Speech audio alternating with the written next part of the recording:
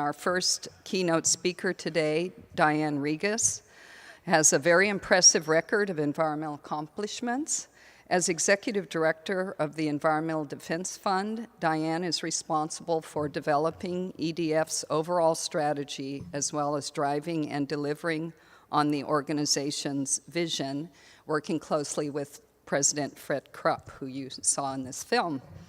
She's a lifelong environmental advocate and excels at finding effective partners and practical solutions to complex environmental problems. Under Diane's leadership, EDF has identified new ways to open markets to clean energy financing. EDF is doing tremendous work around the world, so not only in the US, but also in Europe, Brazil, and China. So we've asked Diane today to talk about some of the work that EDF is doing in China. So Diane, thank you so much.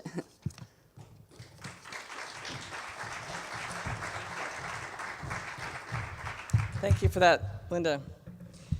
Some world events happen quickly, or at least they reach a loud and dazzling tipping point that announces change in a spectacular fashion. Think of the cheering protesters on top of the Berlin Wall, or the record-shattering hundreds of countries who together signed the Paris Agreement a few weeks ago. But sometimes the biggest changes don't crystallize in a moment before our eyes. The drama reveals itself only when we see the before and after shot. That is the story of rising China. Few, in the West at least, can point to a moment when the nation became a commercial powerhouse that we know today. I was fortunate to have the opportunity to visit China in 1983 as a student at Nanjing University, and again several times in the last few years, so I did in some ways experience the shock of the transformation in China. In 1983, China was filled with bicycles. Today, the bikes are surrounded by an ocean of automobiles driven by the world's largest middle class.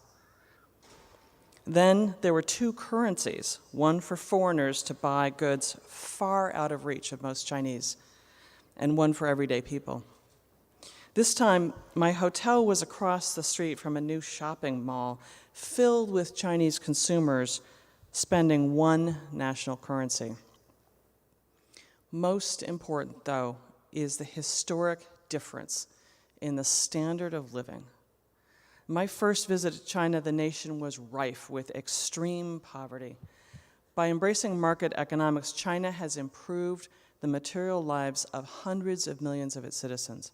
Indeed, in less than 30 years, the percentage of Chinese citizens living on less than $1.25 a day dropped from 85% to under 16%.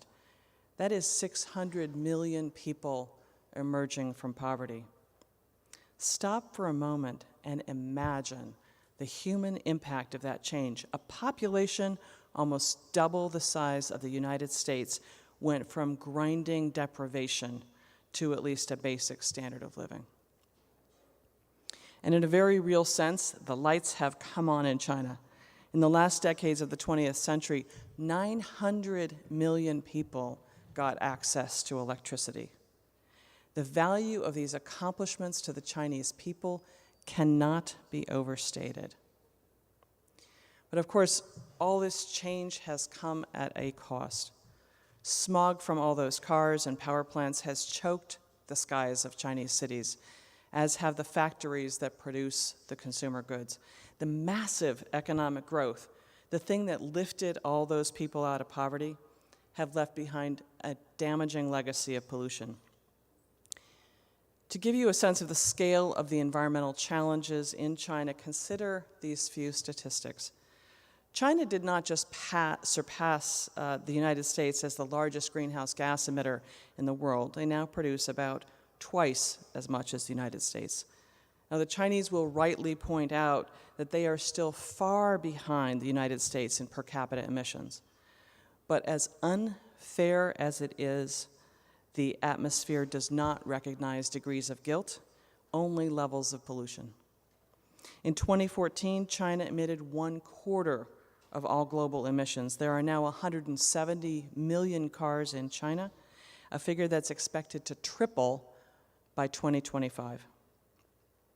As the nation pushes to relieve poverty further, more and more of the population will enter the middle class, moving towards Deng Xiaoping's goal of a well-off society by 2020. But since more than 1 in 6 people on the planet are Chinese citizens, that means an enormous increase in consumers, in drivers, in homeowners, all of which leaves an even larger carbon footprint. The good news is the Chinese leadership recognizes this challenge and is taking serious steps to address it. They understand that in the long run, there is no high carbon path to shared global prosperity. So for the health of their citizens, for their growing status as a world leader, they know they must be at the forefront of solving climate change. While we continue to have major differences with some aspects of Chinese policy, I am encouraged by their goal of an ecological civilization that puts them on a more sustainable path. That's why you saw President Xi and President Obama jointly announce their plans to cut carbon pollution in Beijing in 2014, and why the next year President Xi came to the White House to announce China's plan to open a national carbon market in 2017. I saw their commitment up close a few weeks ago on my latest trip. I met with those in government who are designing the new market and those in the electric industry who are preparing for it. Interestingly, they're beginning to view carbon emissions as an asset to be managed. On a previous trip, I was part of a group that met with Vice Premier Zhang Gaoli, and it was clear that President Xi's commitment to this issue is cascading through the Chinese government and through the Chinese bureaucracy. I'm more encouraged than ever that China is dedicated to this path. That, of course, does not mean it will be easy or it will be quick. Just as in the West, policy is never achieved in one bold stroke. In fact, the Chinese way is based on testing, learning, adjusting, and then scaling up. In the US, we tend to spend a long time in the lead-up of new national laws and then enact it whole, and we don't tinker a lot after passage. In China, they run pilot programs like the 7 cap-and-trade tests that have been underway for several years.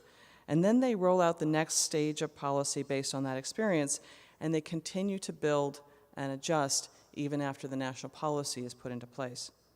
So the national carbon trading system will start in 2017, but they'll continue to add depth and breadth in the coming years. It'll likely start with a small number of sectors and grow to a vast majority of the economy by 2020. Having said that, there's other evidence of progress, particularly in the policy changes and in enforcement. The 13th five-year plan, which sets the direction for China, was approved in March, and it's an important statement of the government's commitment to climate action. It calls for the nation to, quote, effectively control carbon emissions, facilitate the construction of a unified national carbon market, and to green the supply chain on a national scale. The aspirations of the plan are met with specific targets. Carbon intensity down 18% by 2020 over 2015 levels, which is consistent with China's Paris commitment. Sulfur dioxide and nitrogen dioxide commitments are both aimed at 15% below 2015 levels by 2020. And for the first time, a PM 2.5 target is established in the five-year plan. The concentration aim is to be down by 18% in non-attainment cities by the end of the plan. And national implementation of building blocks for this system to work have been coming together. The Chinese basic environmental law was reformed for the first time in 25 years in 2014. Implementation began in January of last year, and already there have been 715 enforcement cases for more than $100 million in fines. In other words, they have sent a signal that they're serious. Next, they made fundamental changes in their clean air law. in 2015, which mandates a cumulative daily penalty like we have in the United States, co-control of both conventional air pollutants and greenhouse gases, regional coordination, and reform of their permitting system. Now, there's real pressure on people in the government to deliver, especially in the carbon market arena. And to that end, their experience in this area and the pilots is helping to build their capacity. Those 7 carbon trading pilots are giving the government and the industry the confidence to raise their ambitions. The pilots covered about 30% of China's vast economy. Each pilot had different design elements, sectors, different thresholds, different penalty provisions, and more. The importance of the pilots is that they've begun to build the experience base for the next phase. Now, a key tenet of an emissions trading system, as you all know, is that participating companies must be held accountable if they don't meet their emissions cap. This is where the newly amended environmental and air law can help. The law removes the limits on fines for noncompliance, and we expect that companies operating in China will find for the very first time that it's cheaper to comply with the law than to ignore it and pay the fine. Now, EDF has been a partner and advisor with the Chinese government throughout this process, bringing our experience from California and elsewhere to the task. Using a sophisticated carbon trading simulation program, we've trained more than 1,300 government officials and industry stakeholders. Fundamental implementation choices remain. What's the cap? What's the allocation? What's the governance, the legal foundation, and what's the scope in terms of sectors and geography? Looking forward, there's several key elements of Chinese policy that you can track as they work to get on a more sustainable footing. The first involves China's increasing its overseas investment to expand access to markets and natural resources. The centerpiece of this policy is called One Belt, One Road, and it's featured in the 5-year plan. And economic links between China and Central, Southeast, and South Asia could shift China's carbon emissions to neighboring countries. However, President Xi said at the White House that China will limit public financing for high carbon projects in poorer countries. That is a significant commitment from one of the world's largest financiers of infrastructure projects. A second area to track going forward will be China's global leadership. We've already seen the impact that Chinese action had on the success of Paris. The decision to announce the US and China commitments well ahead of Paris completely changed the dynamics of that debate. Signs are that China will continue to play a global leadership role on climate. For example, President Xi committed to establishing a China South-South Climate Cooperation Fund, providing 20 billion yuan, which is $3 billion, to help developing countries tackle climate change. China will next month host the U.S.-China Climate Summit in June to mobilize national and local stewardship in emissions reduction and early peaking. Now, a final area to watch is how China deliberates on its carbon cap.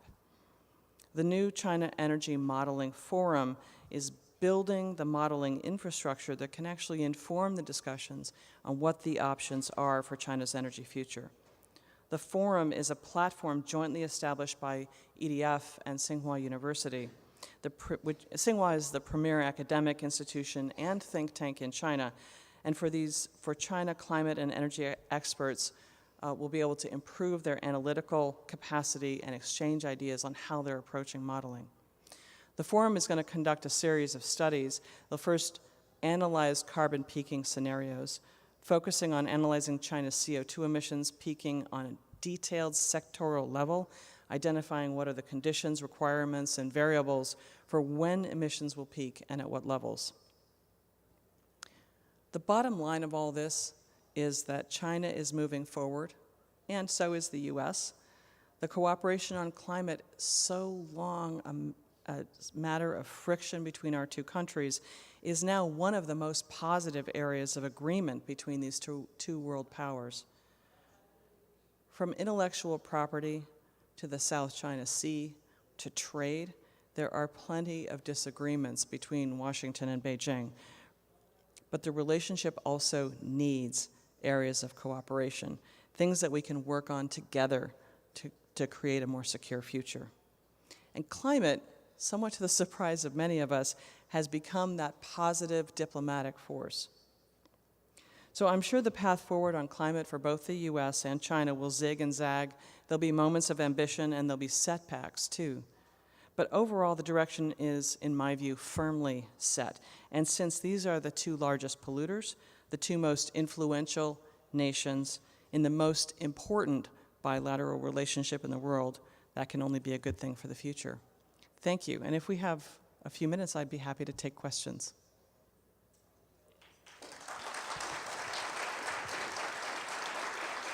Thank you.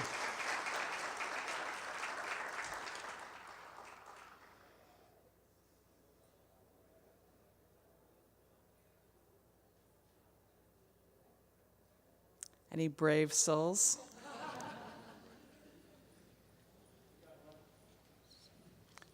I'm not going to leave you up there.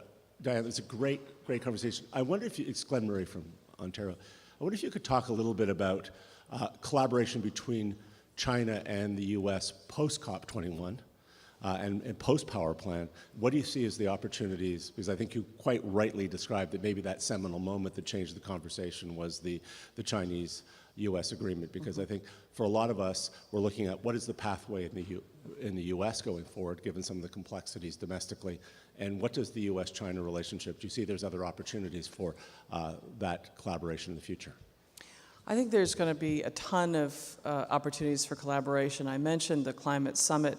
The first climate summit was actually held in LA last year, and the second one will be in Beijing in June. And that's an incredibly important time for leaders from both countries to come together, build relationships, identify areas of collaboration. In addition, we know that there is ongoing discussion between the leaders of both countries on climate. They just made recently another set of announcements. So we've seen folks hitting the accelerator, but the world is watching the US election. And so the question of how that cooperation will continue going forward is going to be strikingly affected by this year's election in the United States. I would say this, though, that the last point that I made, that the US-China relationship is fraught with very, very challenging issues. I don't know how many of you follow what's happening, for example, in the South China Sea. And the diplomatic need for cooperation between our two countries it's surprising that climate has turned into one of the easiest ones. So whether it's opportunities for sharing technology, opportunities for sharing governance approaches, opportunities for sharing examples of how sub-regional governments are peaking their emissions. I see just there'll be a ton. People are starting to hunker down and watch for the US election, though, so we'll have to see a year from now what the possibilities are. Any other questions? There's lots of bad news on climate. One of the pieces of good news over the last couple of years has been, I think 2014 emissions were about flat despite global growth in the economy, and a slight decrease in 2015. Most of that's due to China. And I know China's commitment in Paris is to peak by 2030, but people are beginning to wonder, actually in the last couple of years, emissions seem to have gone down. Have they already peaked, or will we see an uptick? When do you think China's emissions will peak? China's commitment in Paris was to peak in 2030 or well before. And I think that well before component is being taken very, very seriously in China. But China is also challenged to continue to grow its economy, to raise the living standard of its people. There are still too many people in China who are living in grinding poverty. So as China begins to restructure its economy, I don't think that anyone can say what year or even whether China's emissions have peaked already. Part of the reason for the modeling forum that I talked about is that depending on whom you ask, even within the government, you can get a very different answer. And so figuring out what are the scenarios and what paths those lead to and how that overlaps with how they restructure their economy is going to determine it. I tend to be an optimist. I think China will peak well before 2030. I would not go so far as to say that they have peaked already. I would love to be proven wrong about that. Mark Smith, Colorado College. Following on your statement about the economy, what is the view of Chinese leaders in the relationship between climate change and economic growth? So the question, I didn't quite hear. The question is, what's the view of Chinese leaders about the relationship between economic growth and climate emissions? It's a complex and evolving perspective, and I wouldn't pretend to be able to represent the views of the Chinese leadership. They're complex. What I would say is that they're committed both to economic growth and to reining in their carbon emissions, as they look both at their restructuring of the Chinese domestic economy and the way they are expanding their economic footprint through the One Belt, One Road. Carbon is at the table. It is a top-level issue.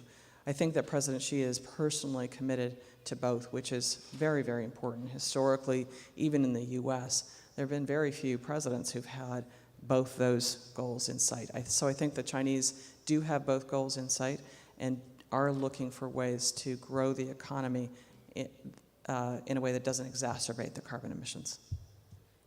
Following on these last two questions, you've talked about economic growth and carbon emissions. You also mentioned, strikingly, the PM 2.5 inclusion in the 5-year plan. And while domestic politics in America may be the focus for the next 7 months, it seems that domestic politics in China regarding human health and air quality and the emergence of a middle class that actually cares about that may also be important. I wonder if you could comment on that as a driver of China's climate policy.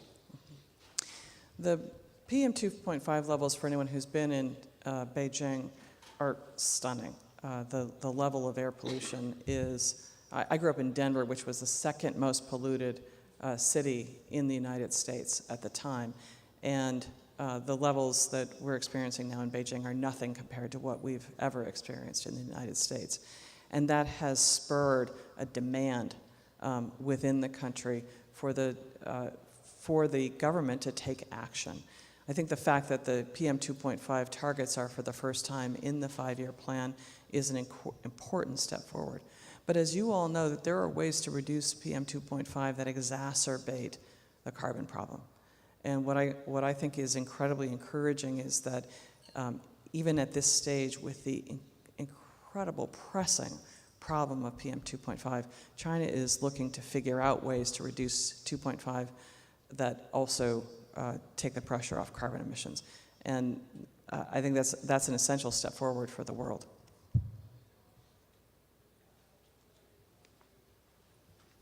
Hi, Diane. Thank you so much. I'm Brad Neff with Pacific Gas and Electric.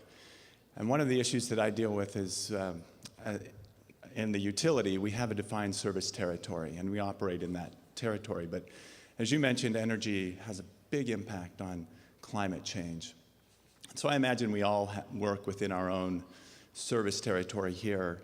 I'm just wondering if you have any words of advice or encouragement as to how we can better align and help keep this momentum moving and accelerate it. I think in the U.S.,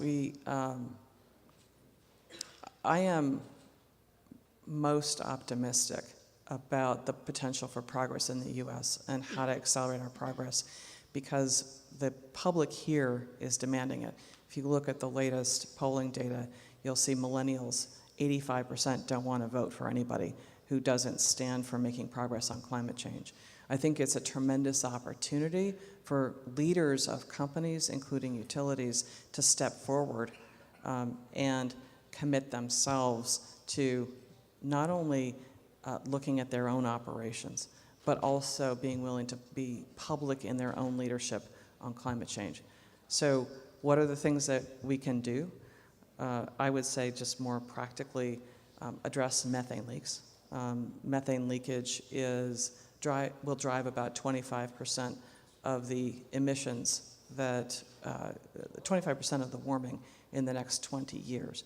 But if we just address methane leaks, that progress will get eaten up fairly quickly by continued increases in CO2 emissions. So the next thing to do is to figure out how to restructure our utilities so that they can be profitable in a clean energy world. And as we've seen in Nevada and other places in the United States, that's challenging. I think having transparency in the data from smart meters, having restructured rates, all those steps that you all have been talking about over the last day or two are essential steps to begin the experimentation that happens in the United States that can then support smart national policy in the United States. Those lessons we learn here are going to be extremely relevant in China. They're facing exactly the same issues. How do you quickly implement demand response? They're facing those exact same issues, and they will face them faster and faster as they go forward. Hi, my name is John Hogue. I have two questions. One, I'll flip the order here. The demand response is kind of a consumer response, but the Chinese government historically, and probably still, has a major ability to drop capital on projects immediately, and as well, something we cannot do here, run away from projects they don't want to. So there's this whole sunk cost advantage they have in China where they really don't have to pay too much attention to investors necessarily the way we do. Any comment on how our relative potentials are for achieving sufficient climate change are on these two issues? And then this second point would be, how do the Chinese determine what's acceptable to be shifting high carbon or even carbon generating projects through investment overseas? What's their threshold, or what's their guidance mechanism there? I'm not sure how much I can enlighten us all on the second question. I do want to pick up on what you said about demand response being a consumer response. I think that the opportunity with demand response for rapid scaling, and this is applicable both in the United States and in China, is actually to make it automatic. I don't want to think about it. And if I don't want to think about it, there are very few people who want to think about it. Maybe my husband, who's in the audience, wants to think about it. So I think that looking for ways that can scale, where we can have in place the kind of economic drivers that encourage investment, encourage the next billionaires to be billionaires because they figured out how to save us energy. They figured out how to build a dynamic grid that can take up the kind of intermittent power that solar and wind provide, can build in storage, and they can make money at that. I'll take one more question. I think I see our next speaker coming in the back. Yes, John Katazeski from the American Carbon Registry. You commented on the importance of the U.S. and China's diplomatic leadership on climate and on the inclusion of the 2.5 targets in the new Chinese plan. Do you foresee any leadership role being taken by China and the U.S. on incorporating of black carbon into the future negotiations on emissions reductions? I will admit that the question of what the Chinese view on black carbon is not something I'm completely up on. I would say that cook stoves are, of course, a critical source of black carbon, both because of where they're located and how many of them there are. And the switch to cleaner cook stoves in China has actually been facilitated through some of the market-based pilots that have been put in place, where income from people wanting to reduce CO2 has gone to help convert tens of thousands of cook stoves at a pilot scale. And I think that there's an opportunity to accelerate to make sure that those kind of connections can happen, because it's a twofer. It's not only an opportunity to reduce the black carbon, but also an opportunity to help address the inequality in income geographically in China between the East and the West. With that, thank you very much, and thank you for your good stumper questions.